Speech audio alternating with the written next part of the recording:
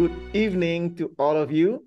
Welcome to this gathering of the NeuroSemantics community from all over the world, and give yourselves a big hand for being here. And let me just share screen so that you know that we are at the ISNS NeuroSemantic Wisdoms meeting. And we have been having this meeting once every 2 months. However, we've made some changes. So hold on tight. I hope that you will like the new format. For those of you who have not met me before, I am Mazuki. I'm a NeuroSemantics trainer and meta coach, and I represent Malaysia in the ISNS leadership team. This is the ISNS NeuroSemantics Wisdoms meeting. The purpose of these NeuroSemantics Wisdoms meetings is to have a stronger connection between our international society, the NeuroSemantics Institutes, and you, the members of the institutes. It is also a platform for us to refresh our knowledge of NeuroSemantics, to recharge and be inspired with renewed meanings, to increase our collaboration, and to have fun. I wish to honor your presence today by greeting each and every one of you through the National Institutes. So unmute your mics so that we can honor everyone by loudly greeting in your national language as I introduce the institutes. So are you ready? Unmute your mics, and I'd like to welcome the Institute of NeuroSemantics Africa. Let's give them a big hand for being here. Next. Yeah. Institute of NeuroSemantics Australia. Aussie, Aussie, Aussie. And wishing that all of you can stay awake until the end of the session. And the Institute of NeuroSemantics Brazil. Welcome. Bom dia. Bom dia. The Institute of NeuroSemantics Egypt, Middle East, and North Africa. Ahlan, ahlan. Welcome. Next, the Institute of NeuroSemantics Europe and Scandinavia. Welcome. Hello. Next is the Institute of NeuroSemantics Hong Kong and China. Welcome, Hong Kong and China. Hello, 你好. And I know that you are in a separate room, so I'm so glad that you are with us today. And the Institute of NeuroSemantics Indonesia. Halo, apa kabar?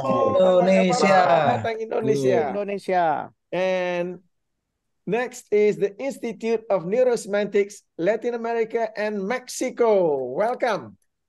Buenos días. Good to see you. And also the Institute of NeuroSemantics Malaysia, Philippines, and Singapore. Selamat. Hello. Next is the Institute of NeuroSemantics USA. Let's give them a big hand. Wonderful. Wonderful to have all of you here today. The agenda for today's meeting is that we have this fine gentleman who will be speaking to us on Thinking for Humans, Part 1, because there'll be 3 parts to this. And this meeting is scheduled for 60 to 80 minutes. First part is that Michael will be presenting on this topic for about 45 minutes, Thinking for Humans, Part 1. And then we'll go to the breakout rooms for about 30 minutes, because there are 3 questions that we'll be discussing in the breakout room. So I'll be creating breakout rooms about 4 or 5 people per room. And I hope that we'll be able to do that well, because I'm supposed to assign people to the rooms of the same language. So there'll be a tough call for me. And after that, we'll come back into the main room for about 10 minutes. And then we'll have some announcements about neurosemantics trainings around the world. So without further ado, it is my pleasure to introduce Dr. Michael Hall to present Thinking for Humans, Part 1. So over to you. I'll spotlight this for everyone. Over to you, Michael. Okay, thank you, Marzuki. Will you be putting up the slides now? Yes. Okay. So we're going to do this a little different today than we've been doing it. I'll be presenting, and then we'll entertain a lot of questions and things. And then we'll do some practical application for implementing this information. And so the theme is thinking for humans. And if we go to the next slide, the most human thing that any of us do is thinking. And because of that, because it governs everything in our lives, we all think, but we all do not think equally well. And that's the problem, learning how to think. So the next slide. The challenge is that because you cannot not think, and because thinking seems so obvious and easy and inevitable, yet when you really look at what thinking is, which we'll do in just a moment, it's one of the most difficult things in the world. And yet the quality of your thinking is the quality of your life. And that'll be really the theme throughout these three presentations this month and the next two, that the quality of your thinking. So what is the quality of your thinking? How well do you think? The problem that all of us have is poor thinking. And there's all sorts of things that contribute to poor thinking. The next slide, we've got a few just statements about thinking. Thinking is the foundation of everything we do, says Michael Collett in his book, Thinking Smarter. It's the foundation of everything we do. And I'll amplify that more in just a second. As a skill, thinking is the most essential resource. The foundation of humanity itself is the foundation of yourself, your self-definition. And then Michael Legat, in his book on Think, says that thinking is power, is sexy, and is inspiring. Well, most of us don't think of it that way. We just think of thinking as thinking without really understanding what we're doing when we think. Thinking as the foundation of everything is the next slide. And so here's a list. If the quality of your life is the quality of your thinking, so is the quality of your communication. So the one way to tell if you're a good thinker and you're doing high quality thinking is, what is the quality of your communication? What is the quality of your understanding about things? How you reason? The quality of your questions. So in a little bit, we'll be asking for some questions. And your questions come from your thinking. Your decisions comes from the quality of your thinking. Your emotions directly register what you're thinking, and then that leads to emotional intelligence. So you can look at the list here of all the things that come from thinking. Thinking is the foundation for everything. So if we want to find a leverage point for change and transformation, it really goes thinking. If we could raise our thinking. Yeah. The next slide is really the same thing, just in a different format, starting at the bottom with this skill, this resource of thinking.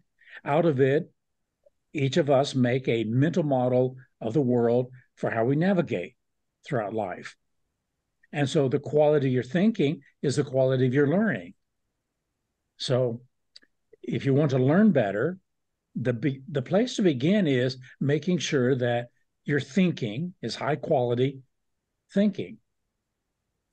And you can see it goes up from there to understanding, comprehending, communicating. Then it leads socially to all the things that we do in neurosemantics, from coaching, leading, managing, doing therapy, consulting, parenting. So everything human depends upon thinking. If you lose the ability to think, you lose the ability to function in all of these areas. So thinking is just absolutely critical. It's the most critical thing of all. And it's dangerous. So our next slide. Thinking can be dangerous. Well, there's several dangers. You may think some new thought that you're not prepared to think, or depending on what you're thinking, it leads immediately to feeling, to emotional states and the experiences you're having. And so different things that thinking can be that makes it dangerous. It brings up the subject of change and altering what you're doing and how you're doing it. And then thinking, when we get to meta thinking, we can now correct our errors and take on new challenges. So thinking can be quite dangerous. So what is thinking? So our next slide brings up this essential question: what is thinking really? So I'm going to work with a couple definitions, and the next slide gives us the first and probably the most essential one. Thinking is working an idea over in your mind. So it's an idea. That's the result of thinking. When you think, you are entertaining ideas or images in the mind, and the effort of thinking is that it's working an idea over. You take something and now you think about it. What is it? How does it work? What does it do? How does it function? What does it lead to? What are the consequences of it? Just lots and lots of questions as we work an idea over in the mind. So John Dewey, in his book, How We Think, he said that thinking, the origin of thinking is some perplexity, confusion, or doubt. So when do you think? When you don't know something. Isn't that amazing? It's when we don't know something that this skill, this resource, this function occurs. We start thinking and we start asking, what is it? How does it work? What should I do? Is it safe? Is it dangerous? That thinking begins when we're perplexed, when we're confused, and when we're in doubt. If I know something, then I'm no longer thinking. I have finished the thinking process. If I'm remembering something, then I'm not thinking in a fresh way. I'm just recalling what I've already thought. So thinking is this working an idea over in the mind, and it's usually in the context of perplexity, confusion, and doubt. This is one of the reasons why we can say that a lot of people aren't thinking, they're just remembering, they're just recalling, they're quoting a bullet point, they're not really facing a perplexity, a question. So to think, you have to have a question. If you don't have a question in your mind, if there's not something you're trying to work over, then you're not really thinking, even though you're using your mind. So our next slide. Here's an amazing thing about NLP. While we say that NLP is a communication model, actually, it goes deeper than that. And you can see on this slide, NLP is essentially about thinking. And the evidence of that is that when we start to work with NLP, we start to work with representational thinking. Do you have a picture in your mind? Do you hear something? What's the sound? What's the tone? What's the volume? how is that affecting your kinesthetics in yourself? And how do you edit those representations? And then associative thinking, we call it anchoring. Linguistic thinking, language, metamodel. Evaluative thinking, values, beliefs, metaprograms. Integrative thinking. Integrative thinking is thinking that goes through the full circuit from consciousness, awareness, and into body, therefore embodiment. So really what we teach in NLP goes to thinking and should be raising the quality of a person's thinking abilities. So what we've done in this program called Thinking for Humans, I've identified 14 thinking skills or thinking functions. And I'm going to go through the first 5 right now. And by going through these first 5, you're going to have 5 thinking tools by which you can do the essence of thinking. So we're going to call them the essential thinking skills. And it begins with consideration. So the next slide. So the first thinking skill, thinking is first of all, considering. So considering, this is what we do whenever we encounter an idea, a thought, an image, a sound, and we try on that idea. Now, trying to get some people to consider something is a big problem. They won't consider it. They won't try it on. They won't give it a chance by at least representing it in your mind. So the beginning of thinking is listening to something, hearing something, and assuming that is true. What would it mean? Assuming that is true, how would you represent it? How would you encode it? What will it be doing inside you? So this is the idea of giving a thought a chance, and it starts with representing it, picturing it. This is the idea of openness to new ideas. And it's also the idea of being okay with ambiguities and uncertainties. I remember the first time I ever picked up the book Science and Sanity by Alfred Korzybski and began reading it. Most of what I read, I didn't understand. I considered it. I took it on. I thought about it. But most of my thoughts was, this doesn't make sense. I'm not clear as to what you mean by this and this. And that 830-page book, I read through the whole thing, being okay with the ambiguities and my own uncertainties, because I knew it's just a matter of time. And if I give it a chance and consider it, I'll come to understand it. I've read through that book now 9 times. Each time I understand it a little bit more. And so the idea of considering, trying something on, this usually feels uncomfortable. Because when you consider something that you don't know, that you don't understand, that you don't realize all of its implications, it just feels uncomfortable. You don't know how to let it set in the mind or how to picture all the aspects of it. So the first skill of thinking is considering. Think about something that you would like to believe, but you don't. Something you like to believe about yourself, but don't. Something you'd like to consider that might be a principle or an understanding or a guideline for something you want to do, but you just barely understand it. You've heard it, but it doesn't make sense. And when you start considering it, giving yourself to that idea, that's where it all begins. That's where now you're working an idea over in your mind.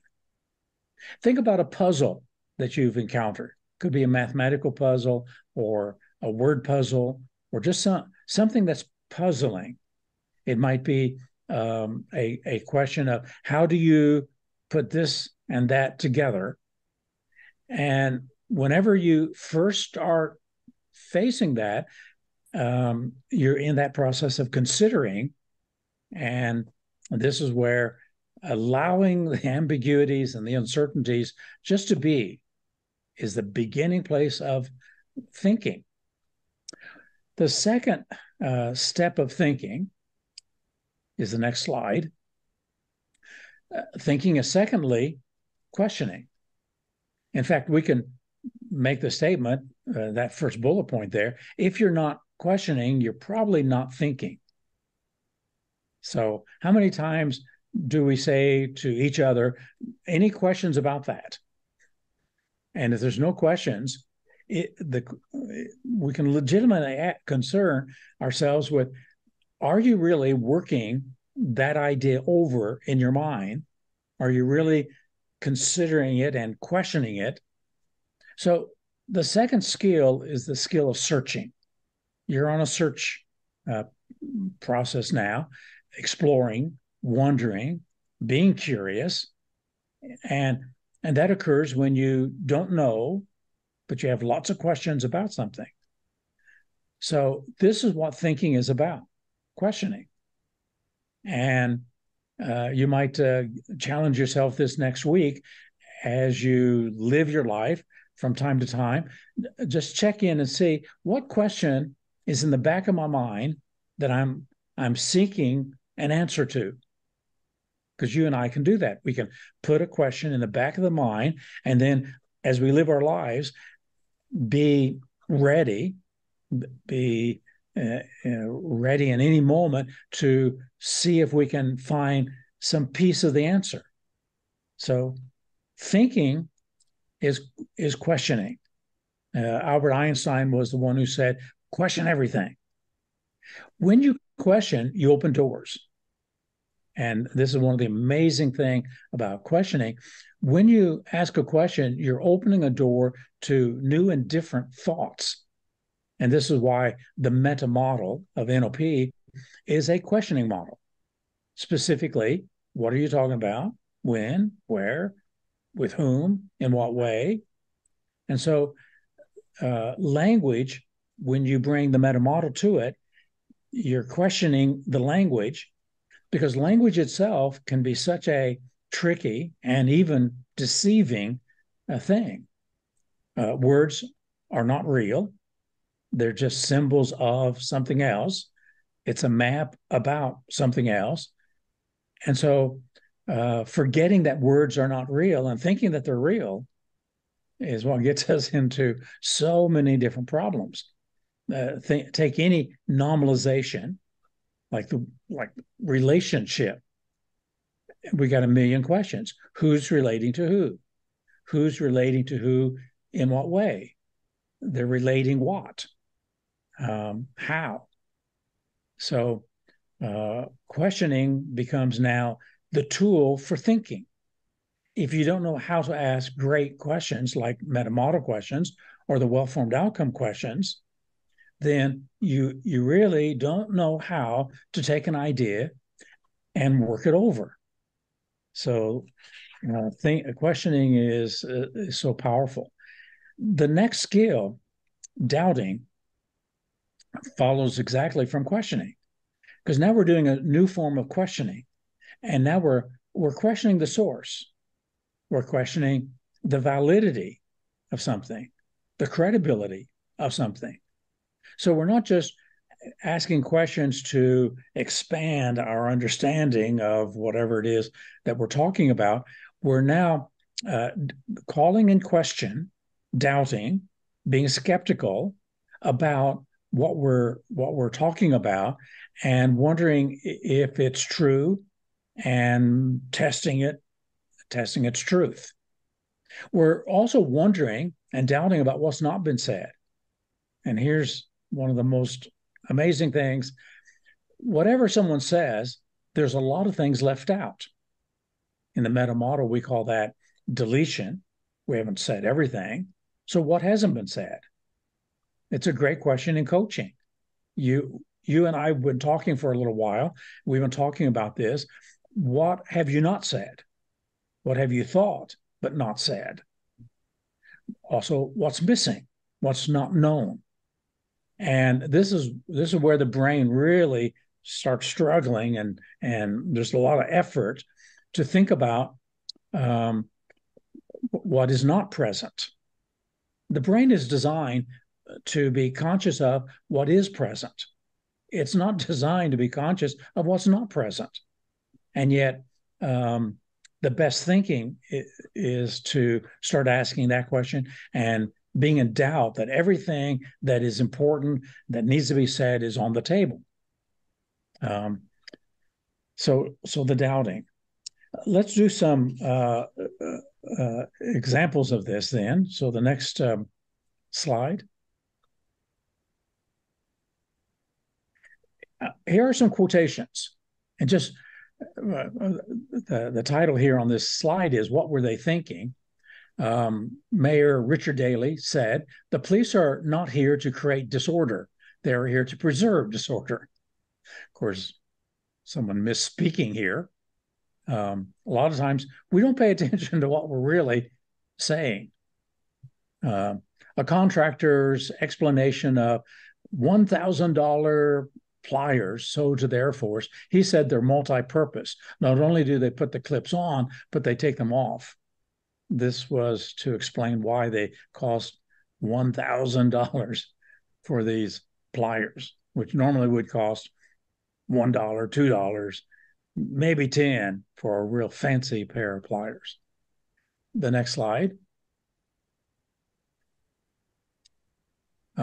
Here's a quotation from Billy Ray Cyrus. "Ever since I was a kid, I always have been a real deep thinker and stuff." So once again, poor thinking, poor expression, poor communication. If you're sitting in the exit row and you cannot read this card, please tell a crew member. So we wonder, who is that written for? Who spent time designing that and putting that on an airline? If a person can't read, then they can't read. They wouldn't know what any of those words would mean. And the next slide, some more silliness.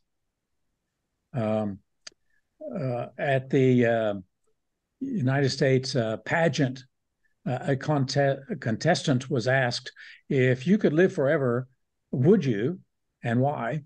And she said, "I would not live forever because we should not live forever, because if we were supposed to live forever, then we could live forever, but we cannot live forever, which is why I would not want to live forever." Those silliness. What were they thinking? And of course, the answer is they weren't thinking. How often do we all open our mouths and start talking, and we're really not thinking, not doing quality thinking? And so quality thinking starts with working an idea over in the mind by considering all the different facets of it, taking different perceptual positions toward it, first position, second position, third, questioning it, questioning how it works, what it is, what system it sets in, what are the factors, what are the variables, and then calling into question and doubting, is everything I need to know about it, is it present? What's missing? And so considering, questioning, and doubting. The fourth skill of thinking is detailing. And once again, we know in NLP, this is exactly what we do when we go from global to detail. And it's exactly what the meta model is designed to do, to start with something as a global statement and then to make it more specific. So detailing is specifying with precision exactly what you're saying. It's not easy to say what we want to say, and finding the words and finding enough specific words, concise words, sensory-based words is a challenge. When you detail, you ground your words in the see, hear, feel world, the empirical world. And this then makes it sensory specific. And of course, that's what we attempt to do in the meta model, in coaching, in strategy work, in NLP, making it sensory specific so that there is that commonality of what we're talking about. In the meta model, we also denominalize all kinds of vagueness. So I don't know what percentage of language is made up of nominalizations, but a large portion of it. And if you don't know how to denominalize these processes, these verbs that's been turned into false nouns, then it's easy to be led astray. What we're doing is extensionalizing our words into the world. And that is, we're extending the word. What would it look like or sound like or feel like if I could see it, hear it, feel it? So this is detailing. And how many people struggle with detailing in coaching or in communication? And how often does communication go astray because we're not providing sufficient details? The details may be in our mind, but we're not communicating it clearly with enough specificity. So thinking is detailing, and it involves this kind of specificity. Once you get real specific, that leads us to the fifth thinking skill, and that is distinguishing. So distinguishing is now sorting out differences. So it's what we do. It's what we do through the detailing. By detailing, we're sorting out there's these variables and they're not the same. And when we do that, then we take whatever the word is or the idea is, and these two pieces that have been brought together and fused together, we now disidentify them so that we see them as different. For instance, we do this in NLP and NeuroSemantics and APG when we separate self-esteem from self-confidence. They're not the same. That distinction is a critical distinction between being a person, self-esteem, and doing whatever it is you're doing as a human doer or worker, and the confidence you have in that particular activity or skill. People who confuse self-esteem, self-confidence, they build their esteem, their worthwhileness as a human being on what they can do. A real confusion. Once again, they're not thinking through and working that idea over in their mind to identify the critical distinctions. So our third bullet point here is specifying critical success factors and separating out the different categories that may be all crushed together and clumped together and that need to be sorted out. We do lots of distinguishing in NeuroSemantics. We distinguish between responsible for myself and responsible to someone else. That's very different.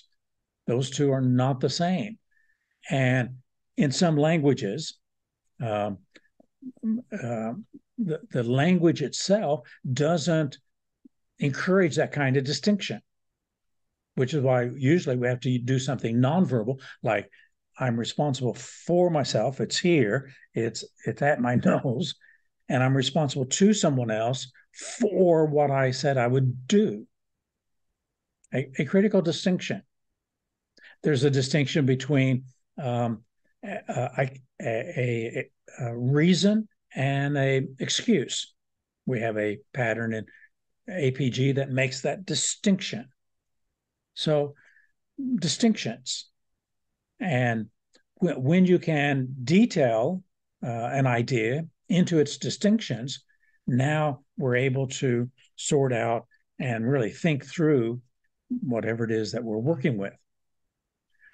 So if these are the first 5 skills, considering, questioning, doubting, detailing, and distinguishing, then what prevents us from doing this good thinking? And so our next slide. In neurosemantics, we constantly are presenting the list of 15 cognitive distortions. The cognitive distortions are the ways that children think. They're overgeneralizing, they're personalizing, they're emotionalizing, they are doing impossibility thinking. They use the word can't. I can't do this or can't do that. So these are the cognitive distortions. And to the extent that you have not grown up and grown out of the cognitive distortions, you're not going to do good thinking. The thinking will be poor. Cognitive biases are the biases of the brain. The brain itself is biased in certain ways to do certain things. And these biases, like the availability bias or the confirmation bias, once you and I get a belief, we want to confirm it. It's a bias of the brain. And if you don't know the cognitive biases, you can really get tricked and deceived into doing poor thinking instead of good thinking. The cognitive fallacies are false ways of reasoning that have been identified over the years. And when we argue with each other, when we try to make our case with something, oftentimes we use these false ways of reasoning. So what stops good thinking? Here's 3 sets of factors that can enter into the fray and prevent us from doing good thinking. The next slide identifies 7 kinds of non-thinking. So non-thinking is when your brain may be processing information, but what you're doing is not thinking, it's doing something else. It may be reacting. So number 1 is unthinking reacting or being on automatic. So once you've learned something and you've learned it really, really well, and it's been integrated, it'll be automatic and you don't think about it. You don't think about how you're putting your clothes on or eating or driving or riding a bicycle. It's automatic. Another form of false thinking is borrowed thinking. And that is, instead of me doing the thinking, I just hear somebody say something and I repeat it. So it's borrowed thinking. Generally speaking, the first 18 years of our life is mostly on borrowed thinking. We go learn what others have learned. We haven't learned it. We didn't discover it. We didn't think it through. We borrowed it. And the purpose of learning what to think helps us to have the content to work with so that we can take it further. There is shallow or superficial thinking when the thinking is just on the surface and isn't asking those deep questions.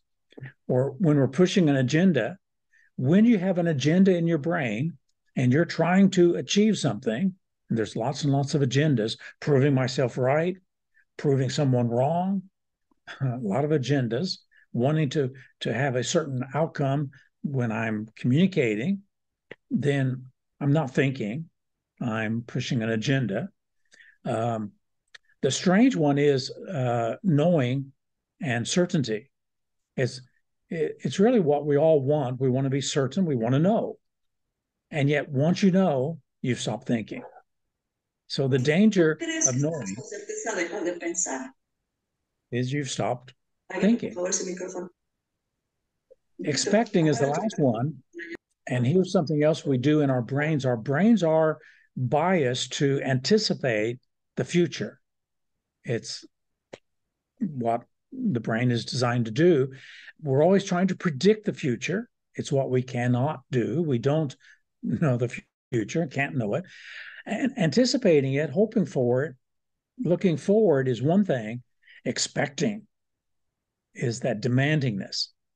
And when we're doing these forms of non-thinking, then of course we're not thinking. We're in a place of false thinking instead of true thinking. So the next slide is just a continuum. I've put these forms of non-thinking on a continuum, and there's just different degrees of qualities of this mindlessness. And so when you're engaged in the non-thinking facets, actually you're being mindless. And the next one is mindfulness. And mindfulness is what we started here today, the considering, the questioning, the doubting, the detailing, the distinction. And next time we'll go further into the other 14 thinking skills. So that leads us to our time for some questions. Next slide.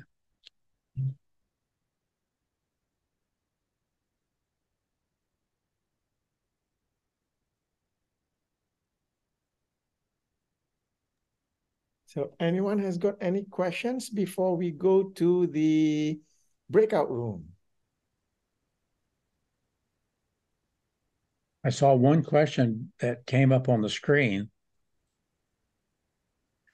So the question on the screen is it true that our conscious part of the brain keeps on generating ideas without us realizing it?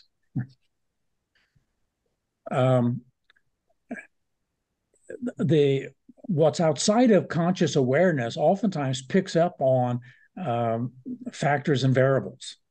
And so, yes, it can pick up on a factor, but it's not going to create really an idea and develop that idea outside of our awareness. We can have a sense of it because we're sensing it without defining it. The next question is, what is the difference between biases and fallacies? Well, the biases are legitimate brain shortcuts. So whether it's the confirmation bias, the availability bias, whatever it is, it's a shortcut where the brain is following a heuristic assumption of what's generally true. And so it's wired in, it's built in, and most of the time it works. Most of the time it's successful. But then there are times when it's not.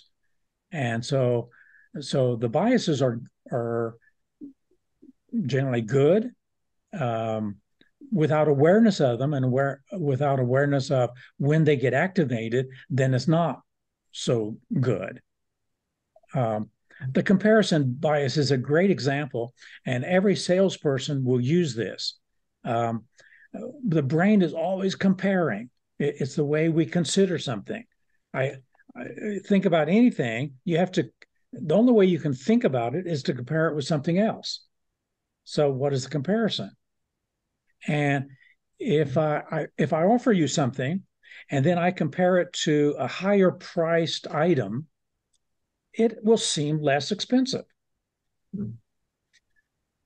And so asking the question, what are you comparing this with? Let's say you can save $50 on a lamp that costs $150 by going to another store 5 miles away. Well, saving $50 is good.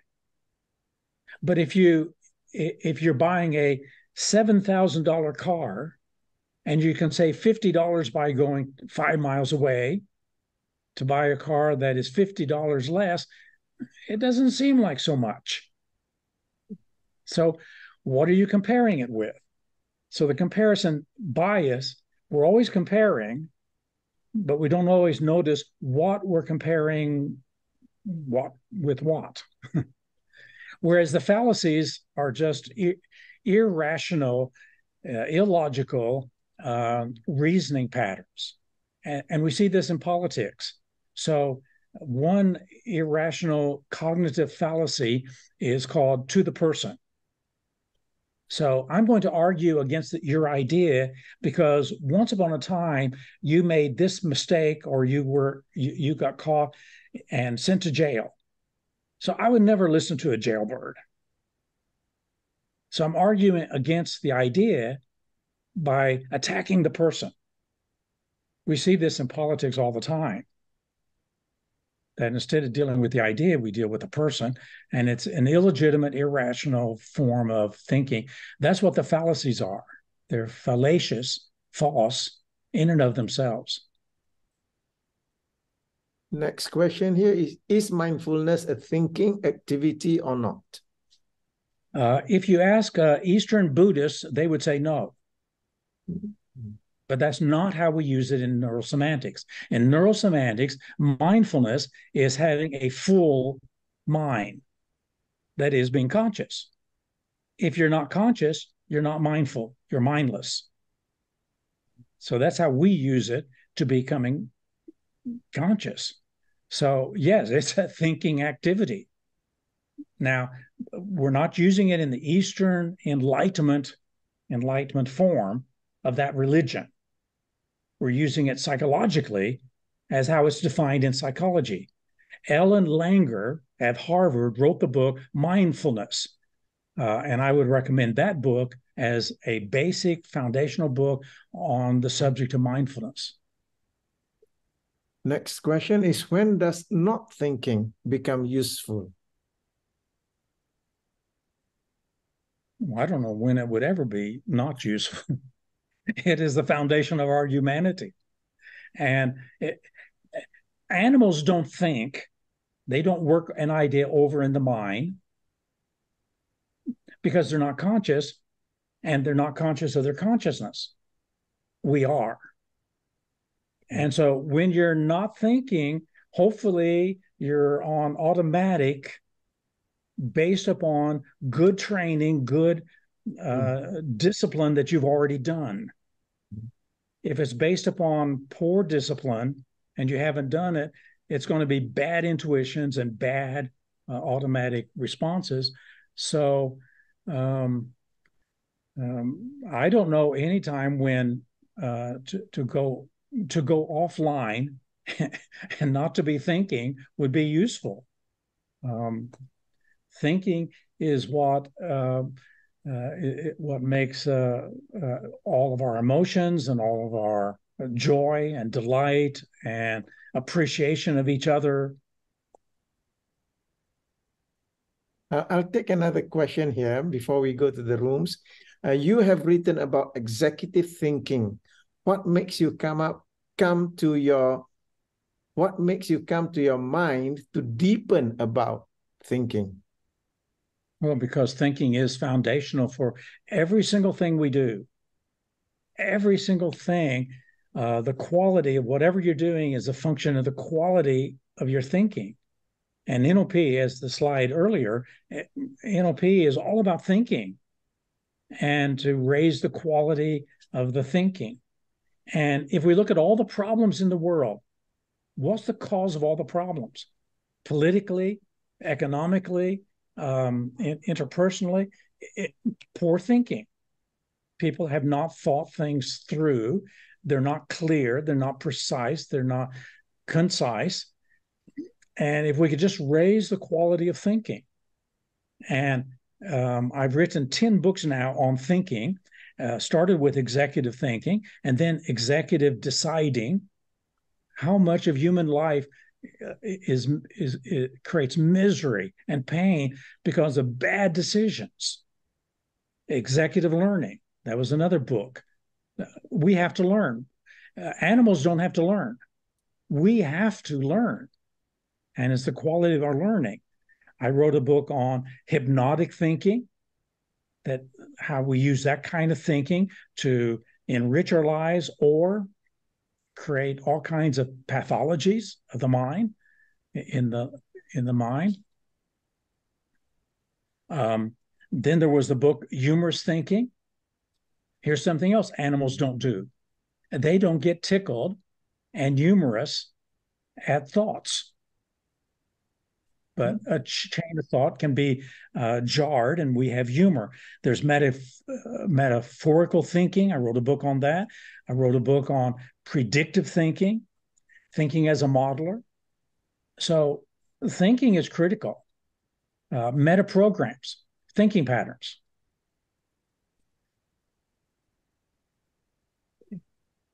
Thank you, Michael, for answering those questions. Now, let's get people into the room for discussion. And what you'll be discussing on are these three questions. So there are three questions. So hopefully you'll take about 10 minutes per question.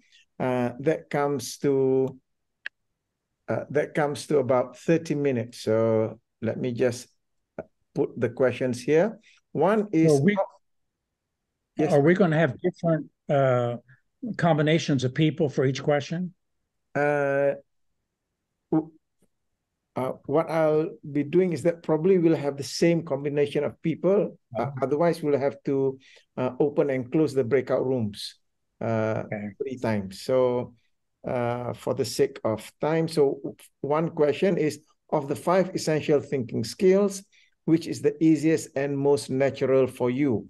Which is the most challenging? Why? What have you learned? The second question is, what needs to change in you so that you become great at questioning and doubting? Does a belief have to change, a decision, an identity? And the third question is, what are you taking away about considering, detailing, distinguishing? So what I'll do now is I will send this slide to, where is it? I have to stop share so that I can find it. Okay, I'll send this slide now to the main room.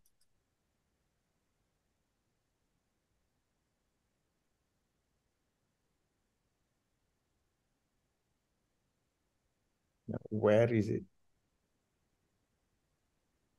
Here we are. So you can download those questions. Now, I'm anticipating that there are Spanish speakers and Portuguese speakers in this room because the Mandarin speakers are in a totally different Zoom room. So I'm going to set up 14 breakout rooms. We've dropped to 60, so there will be less than 14 breakout rooms. So I'll allocate the first 3 to the Spanish speakers. So rooms 1, 2, and room 3 for Spanish speakers. So it is not going to be automatic. You are able to select which room you go to. Then room 4, room 5, and room 6 for Portuguese speakers. And for the English speaking people in this room, you can choose the rooms from room 7 onwards. So I'm going to create those breakout rooms and you choose your own room. So now, let me see, 55, there's 11 rooms. And, right. So please go into your rooms, and when you are in those rooms, you'll be there for about 30 minutes. Take the first minute to get to know one another, and then go through those questions. At the 10-minute mark, I'll send the second question, and at the 20-minute mark, I'll send the third question. So yeah, enjoy yourself, get to know one another in the various rooms, and I'll see you here again in 30 minutes time.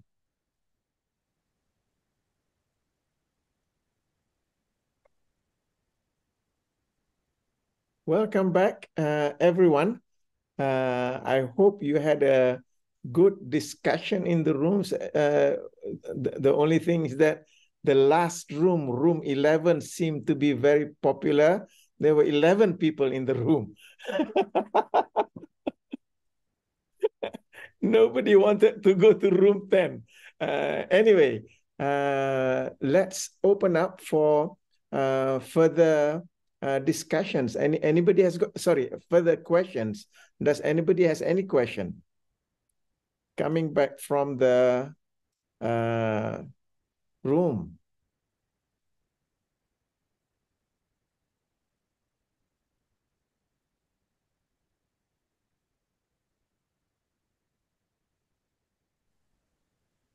Michael has set the framework. If we got no questions, we're not thinking.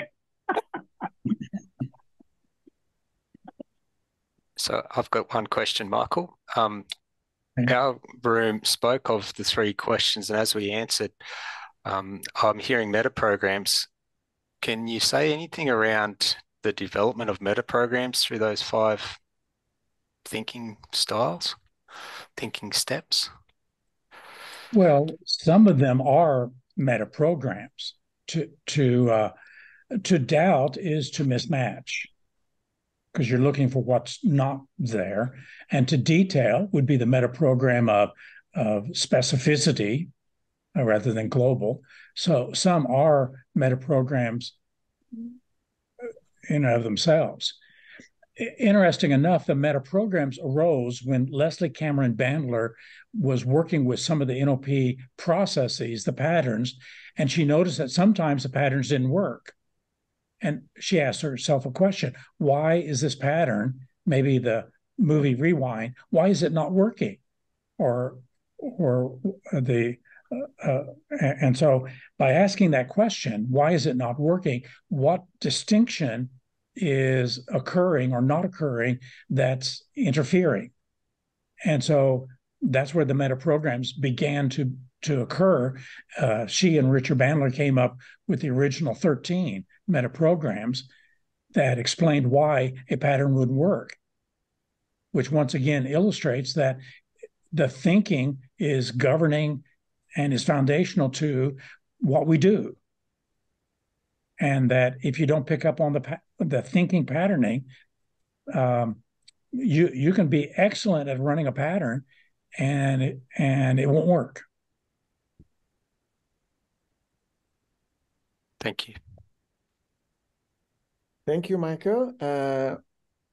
One more question. Is there any question?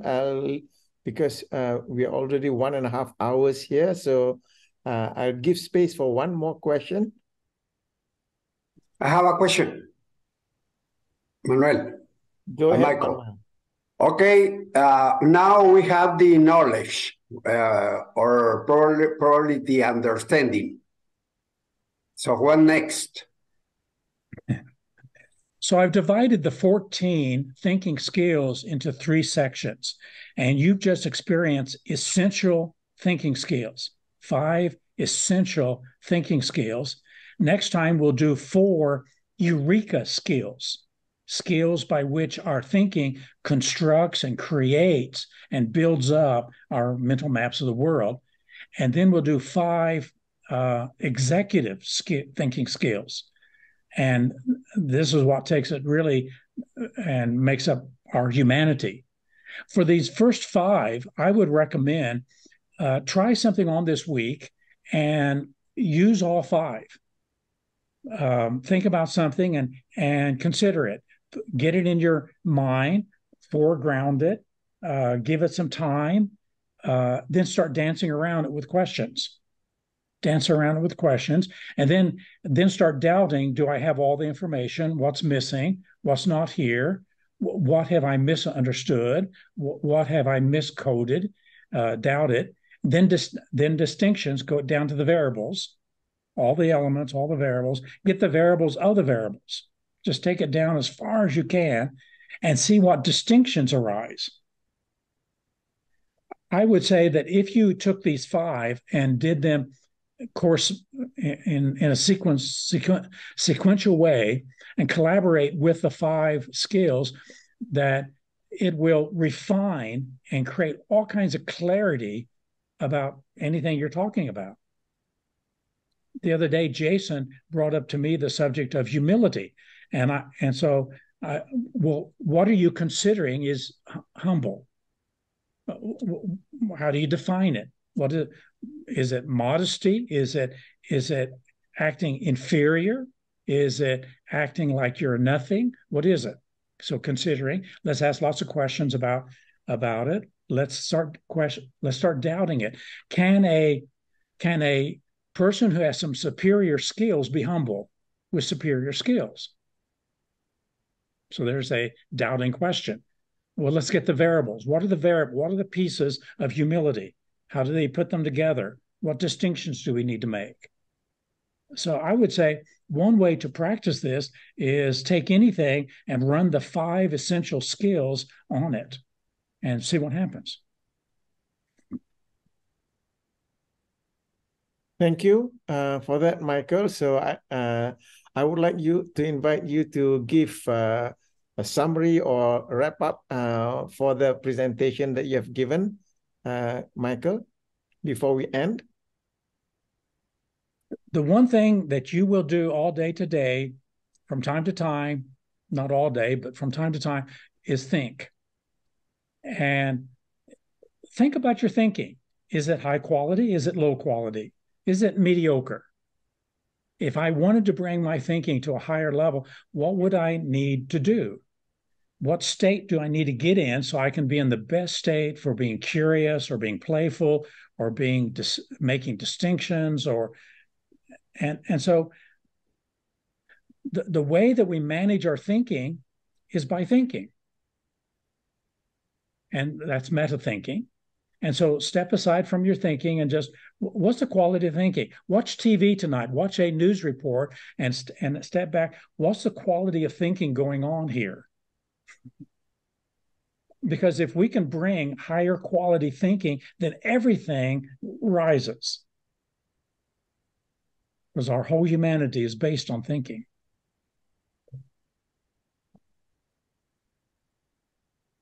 Thank you for that, Michael. Really appreciate your giving us the time, the energy in bringing this. Never thought that there are so many layers to it. So we've covered 5 for this evening, for today. So looking forward to the next 5 and the next 5. So that is the new format that we'll be having. The next 5, Michael will be presenting it next month. So this is September, so it will be in October. So just to give you the announcements about our activities. Now, for October, we may have to change the date because there'll be PCMC in Hong Kong on the 11th to the 17th of October. And our next session is scheduled for the 14th. So it will be right smack in the middle of PCMC. So what I'll do is I will confer with Michael and check the date if we need to change the date. So either that date will be on, or maybe we'll bring it earlier to the 7th of October. And the other announcement that I would like to make is that NSTT in Malaysia will be coming up in 18th of May to the 1st of June, 2024. So if you've been to NSTT, you're welcome to join us as a reviewer. If you have not been to NSTT, my goodness, you're missing so much. So better get, I'll see you in Malaysia. Marzuki? Yes.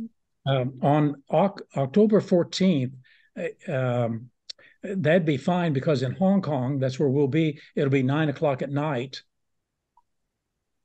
And that's fine. Okay, good. So the date stands. Yay. So before we end, a little bit of picture taking before we end. So switch on your video and just adjust your makeup a little bit. Yeah, Lily, go ahead.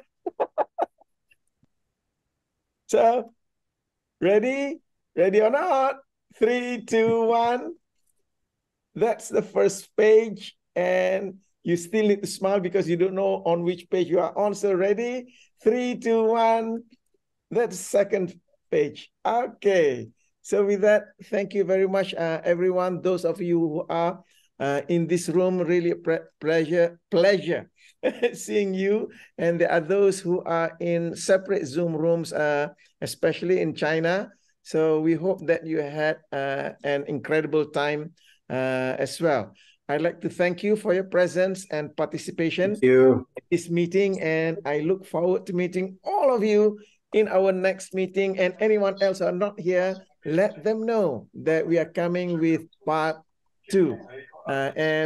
If they are not here for whatever reason, I'll be posting the recording to our ISNS channel very soon. So with that, I'm signing off. I'm Mazuki. I'm a neurosemantics trainer and meta coach, and I wish you an exceptional quality of life filled with happiness, creativity, and fulfillment. Thank you. Bye-bye. Thanks, Gracias. Mazuki. Bye, bye, bye, bye, bye. Have a nice weekend. Bye-bye, Bye, everyone. bye, Happy weekend, all. Bye. bye. Thank you, Michael. Happy weekend. Thank Thanks, you. Michael, Geraldine. Thank you, Michael. Thank you, Thank you, Geraldine. Michael and Geraldine. Thank you. Thank you, Michael and Geraldine. Thank you. Bye-bye. Bye. Bye. Bye, Selena. Bye.